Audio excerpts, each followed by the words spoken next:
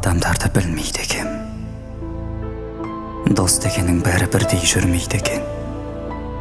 Бетіңе күлімсіреп тұрғанымен, сыртыңнан сөзін айтып күндейді екен. Мен әлі адамдарды көрмейді екем. Өзгелері өтірікпен өрлейді екен. Қанша адамнан көңілің қалса дағы, үміт шіркін, ешқашан сөнбейді екен. Мен әлі адамдарды іздейді екем.